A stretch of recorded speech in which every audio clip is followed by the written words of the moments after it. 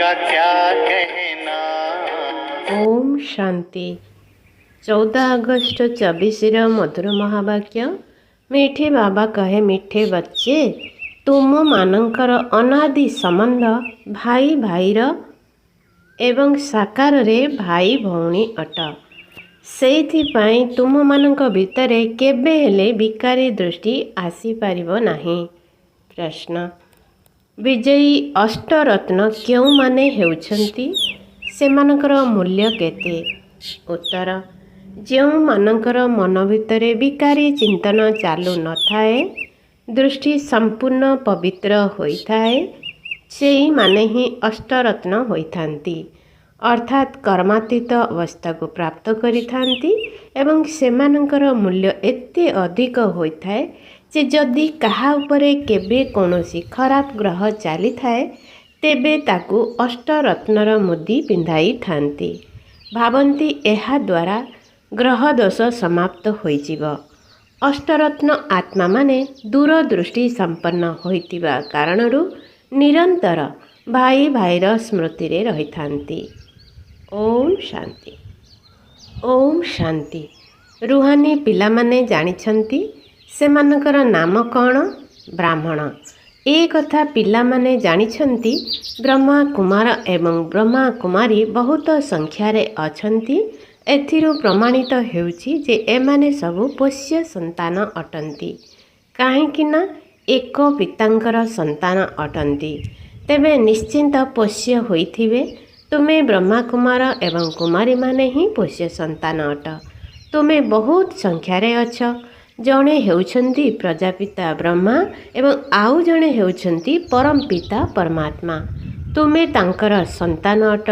तेबे निश्चिंत तांकर परस्पर सहित संबंध अछि, काहेकिना शिवंकर हेउछंती रुहानी संतान एवं ब्रह्मांकर हेउछंती शारीरिक संतान। जदि शिवंकर संतान हेल तेबे परस्पर भाई भाई होइगल। प्रजापिता ब्रह्मांकर संतान साकार रे भाई भौणी होइगल। भाई भौणींकर परस्पर सहित विकारी संबंध केबे होई न थाए। तुम मानंक पाई प्रचार होई जाइछि जे एमाने समस्तंकु भाई भौणी कराउछंती, जहा द्वारा शुद्ध संबंध रहिबो, विकारी दृष्टि न जाऊ। केवल एही गोटिए जन्म पाई पवित्र दृष्टि होई गले भविष्यतरे केबे विकारी दृष्टि रहिबो नाही। एमिति नुहे सत्य जुगरे समस्ते परस्पर को भाई भौणी मने करंती।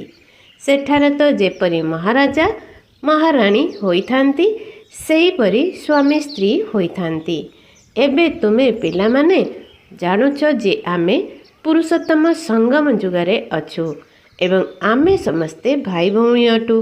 प्रजापिता ब्रह्मा नाम तो रहिछि ना, तेबे प्रजापिता ब्रह्मा केबे होइतिले ए कथा दुनिया को जना नाही।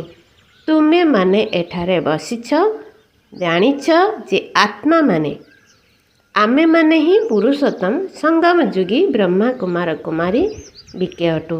तेबे यहाकू धर्म बोली कुहाजिब नाही। एठारे कूलर स्थापना हेउछि। तुमे समस्ते ब्राह्मण कूलर अट।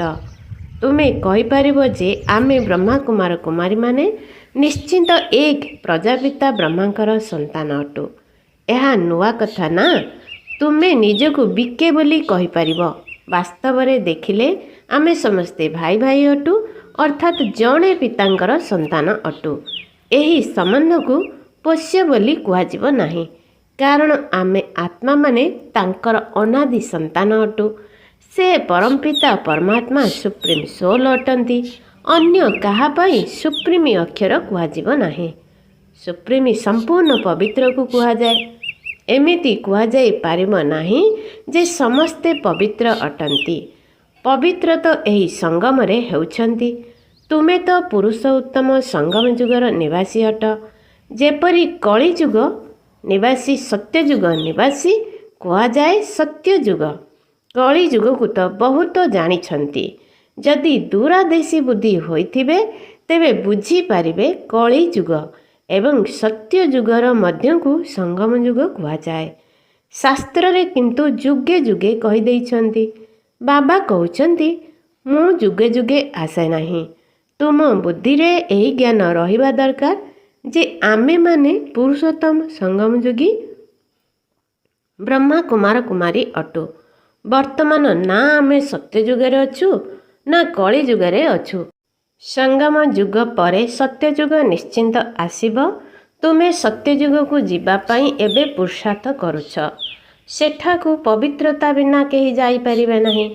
ବର୍ତ୍ତମାନ ସମୟରେ ତୁମେ ପବିତ୍ର ହେବାର ପୁରୁଷାର୍ଥୀ ଅଟ।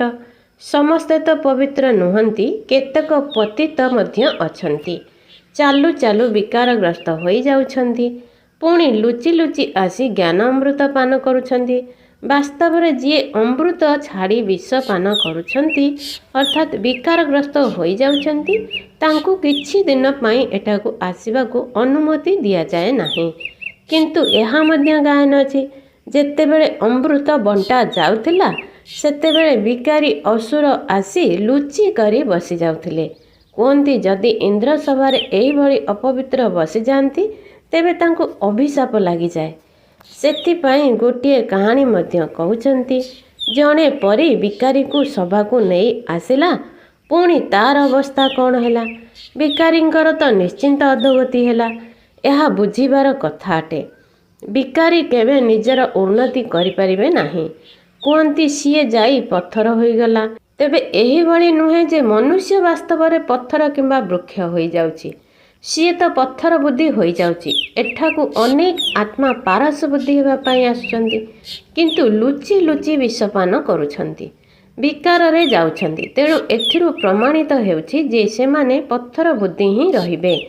ଏ କଥା ବାବା ସମ୍ମୁଖରେ ଆସି ଶୁଣାଉଛନ୍ତି। ଶାସ୍ତ୍ର ଗୁଡ଼ିକରେ ତ କେବଳ ଏହିଭଳି ଉଲ୍ଲେଖ ରହିଛି। ସେଥିରେ ଇନ୍ଦ୍ର ସଭାର ନାମ ଉଲ୍ଲେଖ ଅଛି, ଯେଉଁଠାରେ ପୋଖରାଜ ପରି ଆଦି ଭିନ୍ନ ଭିନ୍ନ ପରିମାନଙ୍କୁ ଦର୍ଶାଇଛନ୍ତି। ରତ୍ନଗୁଡ଼ିକ ମଧ୍ୟ କ୍ରମାନୁସାରେ ଥାଏ ନା। କେଉଁଠି ବହୁତ ମୂଲ୍ୟବାନ ରତ୍ନ ହୋଇଥାଏ ତ ଆଉ କେଉଁଠି କମ୍। କାହାର ମୂଲ୍ୟ କମ୍ ହୋଇଥାଏ, ଆଉ କାହାର ମୂଲ୍ୟ ଅଧିକ ହୋଇଥାଏ।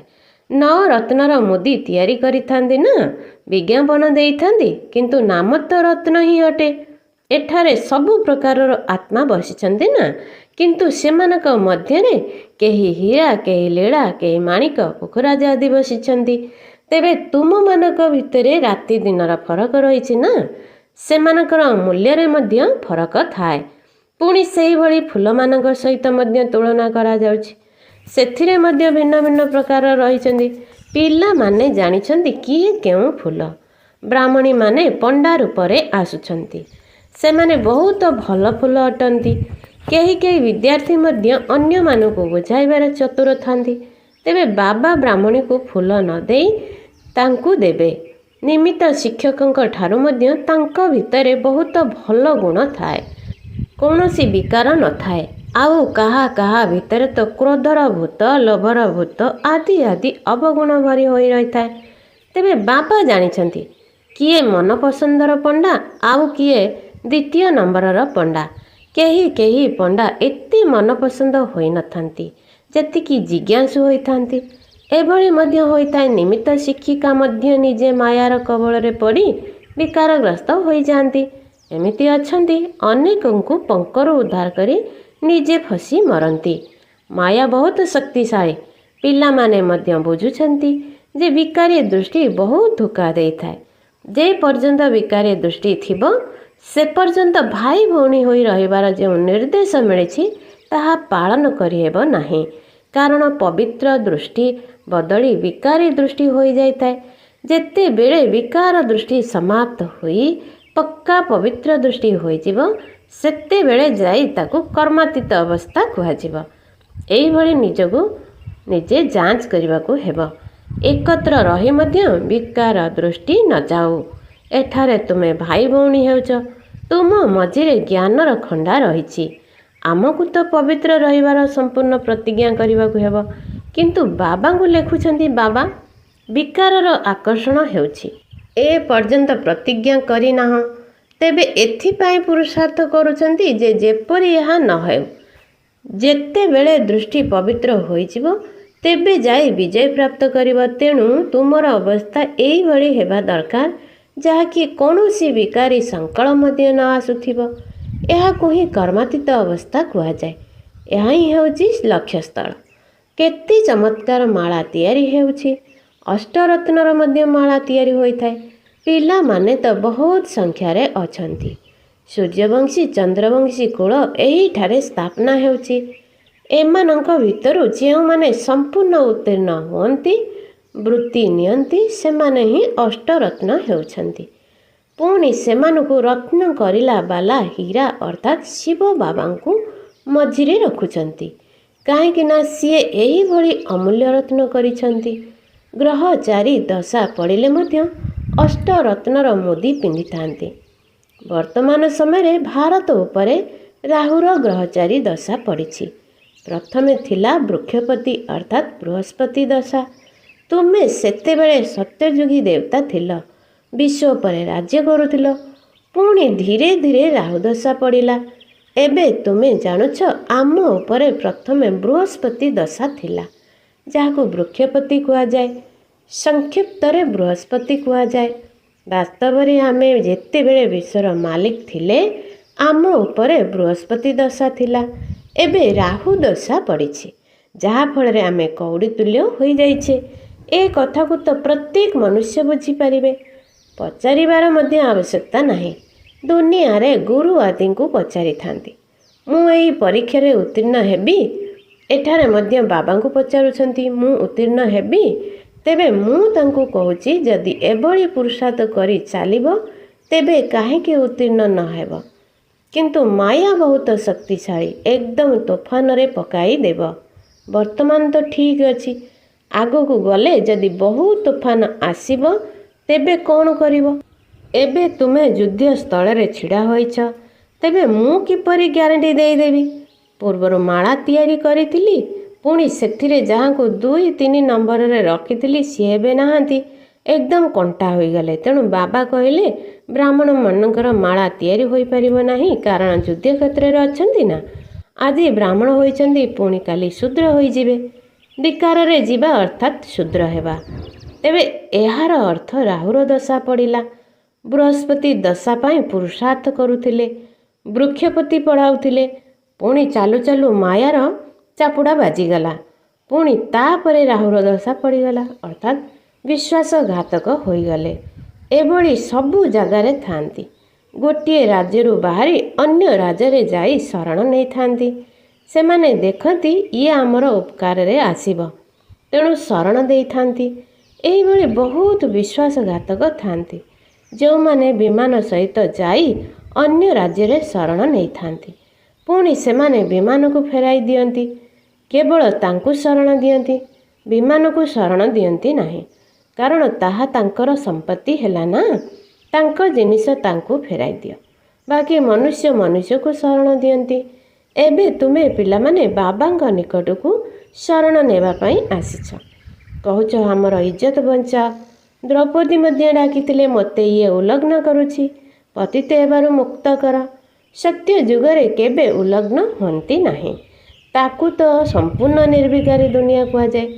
ଛୋଟ ପିଲାମାନେ ତ ନିର୍ବିକାରୀ ଅଟନ୍ତି। ସେହିପରି ଏମାନେ ମଧ୍ୟ ଘର ଗୃହସ୍ଥରେ ରହି ସମ୍ପୂର୍ଣ୍ଣ ନିର୍ବିକାର ହୁଅନ୍ତି। ଯଦିଓ ସ୍ତ୍ରୀ ପୁରୁଷ ଏକାଠି ରହୁଛନ୍ତି, ତେବେ ମଧ୍ୟ ନିର୍ବିକାରୀ ରହୁଛନ୍ତି। ସେଥିପାଇଁ କହୁଛନ୍ତି ଆମେ ନରରୁ ନାରାୟଣ, ନାରୀରୁ ଲକ୍ଷ୍ମୀ ହେଉଛୁ। ତାହା ହେଉଛି ନିର୍ବିକାରୀ ଦୁନିଆ। ସେଠାରେ ରାବଣ ନାହିଁ, ତାକୁ ରାମରାଜ୍ୟ କୁହାଯାଏ। ରାମ ଶିବ ବାବାଙ୍କୁ କୁହାଯାଏ। ରାମ ନାମ ଜପିବାର ଅର୍ଥ ହିଁ ହେଉଛି ବାବାଙ୍କୁ ମନେ ପକାଇବା। ଯେତେବେଳେ ରାମ ନାମ କହିଥାନ୍ତି, ସେତେବେଳେ ତାଙ୍କ ବୁଦ୍ଧିରେ ନିରାକାର ହିଁ ଥାନ୍ତି। କେବଳ ରାମ ନାମ କହିଥାନ୍ତି, ସୀତାଙ୍କୁ ତ ମନେ ପକାନ୍ତି ନାହିଁ। ସେହିଭଳି କୃଷ୍ଣଙ୍କର ନାମ ଜପିଥାନ୍ତି, ରାଧାକୁ ନୁହେଁ। ଏଠାରେ ତ ଏକମାତ୍ର ବାବା ହିଁ ଅଛନ୍ତି। ସେ କହୁଛନ୍ତି କେବଳ ମୋତେ ମନେ ପକାଅ। କୃଷ୍ଣଙ୍କୁ ତ ପତିତ ପାବନ କୁହାଯିବ ନାହିଁ। ବାଲ୍ୟ ଅବସ୍ଥାରେ ରାଧାକୃଷ୍ଣ ଭାଇ ଭଉଣୀ ମଧ୍ୟ ନଥିଲେ, ଅଲଗା ଅଲଗା ରାଜ୍ୟରେ ଥିଲେ। ଛୋଟ ପିଲା ତ ଶୁଦ୍ଧ ପବିତ୍ର ଅଟନ୍ତି। ବାବା ମଧ୍ୟ କହୁଛନ୍ତି ଛୋଟ ପିଲାମାନେ ତ ଫୁଲ ସଦୃଶ୍ୟ, ସେମାନଙ୍କର ବିକାର ଦୃଷ୍ଟି ନଥାଏ। ଯେତେବେଳେ ବଡ଼ ହେଉଛନ୍ତି ଦୃଷ୍ଟି ଖରାପ ହେଉଛି। ସେଥିପାଇଁ ବାଳକ ଏବଂ ମହାତ୍ମାକୁ ସମାନ କୁହାଯାଏ। ବରଂ ଛୋଟ ପିଲା ମହାତ୍ମାଙ୍କ ଠାରୁ ଉଚ୍ଚ। ମହାତ୍ମାକୁ ତ ଜଣାଅଛି ଯେ ମୁଁ ଭ୍ରଷ୍ଟାଚାରୀରୁ ଜନ୍ମ ହୋଇଛି, କିନ୍ତୁ ଛୋଟ ପିଲାମାନଙ୍କୁ ଏସବୁ ଜଣା ନଥାଏ। ପିଲା ବାପାର ହୋଇଗଲା ଅର୍ଥାତ୍ ସମ୍ପତ୍ତିର ଉତ୍ତରାଧିକାରୀ ହୋଇଗଲା। ତୁମେମାନେ ବିଶ୍ୱ ରାଜଧାନୀର ମାଲିକ ହୋଇଯାଉଛ। କାଲିର କଥା ତୁମେ ବିଶ୍ୱର ମାଲିକ ଥିଲ, ଏବେ ପୁଣି ଥରେ ହେଉଛ। ତୁମକୁ ଏତେ ପ୍ରାପ୍ତି ହେଉଛି, ତେଣୁ ସ୍ତ୍ରୀ ପୁରୁଷ ଭାଇ ଭଉଣୀ ହୋଇ ପବିତ୍ର ରହିଲେ କେଉଁ ବଡ଼ କଥା। କିଛି ତ ପରିଶ୍ରମ କରିବା ଦରକାର ନା। ହଁ, ପୁରୁଷାର୍ଥର କ୍ରମାନୁସାରେ ଏବେ ବୃହସ୍ପତି ଦଶାରେ ଯାଉଛ। ପାଠପଢ଼ା ଅନୁସାରେ ସ୍ୱର୍ଗକୁ ଯାଉଛ। ପୁଣି କେହି ଉଚ୍ଚ ପଦ ପ୍ରାପ୍ତ କରୁଛନ୍ତି, କେହି ମଧ୍ୟମ ହେଉଛନ୍ତି, ଆଉ କେହି ଫୁଲ ଭଳି ହେଉଛନ୍ତି, ଆଉ କେହି କ'ଣ ହେଉଛନ୍ତି। ତାହା ବଗିଚା ଅଟେ ନା। ପୁଣି ପଦ ମଧ୍ୟ ସେହିପରି ପାଇବେ। ତେଣୁ ଏହିଭଳି ଫୁଲ ହେବା ପାଇଁ ବହୁତ ପୁରୁଷାର୍ଥ କରିବାକୁ ହେବ। ସେଥିପାଇଁ ବାବା ପିଲାମାନଙ୍କୁ ଦେଖାଇବା ପାଇଁ ଫୁଲ ନେଇ ଆସୁଛନ୍ତି। ବଗିଚାରେ ତ ଅନେକ ପ୍ରକାରର ଫୁଲ ରହିଥାଏ। ସତ୍ୟଯୁଗ ହେଉଛି ଫୁଲର ବଗିଚା ଏବଂ ଏହା ହେଉଛି କଣ୍ଟାର ଜଙ୍ଗଲ। ଏବେ ତୁମେ କଣ୍ଟାରୁ ଫୁଲ ହେବାର ପୁରୁଷାର୍ଥ କରୁଛ। ଉଭୟଙ୍କୁ ବିକାରର କଣ୍ଟାରେ ଆଘାତ ଦେବାରୁ ବିପରୀତ ରହିବା ପାଇଁ ପୁରୁଷାର୍ଥ କରୁଛ। ତେଣୁ ଯିଏ ଯେତେ ପୁରୁଷାର୍ଥ କରିବେ ସେତେ ବିଜୟ ପ୍ରାପ୍ତ କରିବେ। ମୁଖ୍ୟ କଥା ହେଉଛି କାମ ବିକାର ଉପରେ ବିଜୟ ପ୍ରାପ୍ତ କରିବା ଦ୍ୱାରା ହିଁ ଜଗତ ଜିତି ହୋଇପାରିବା। ତେବେ ଏହା ତ ପିଲାମାନଙ୍କ ଉପରେ ନିର୍ଭର କରୁଛି। ଯୁବକମାନଙ୍କୁ ବହୁତ ମେହନତ କରିବାକୁ ପଡ଼ୁଛି ଏବଂ ବୃଦ୍ଧମାନଙ୍କୁ କମ୍, ଆଉ ବାନପ୍ରସ୍ଥୀମାନଙ୍କୁ ଆହୁରି କମ୍।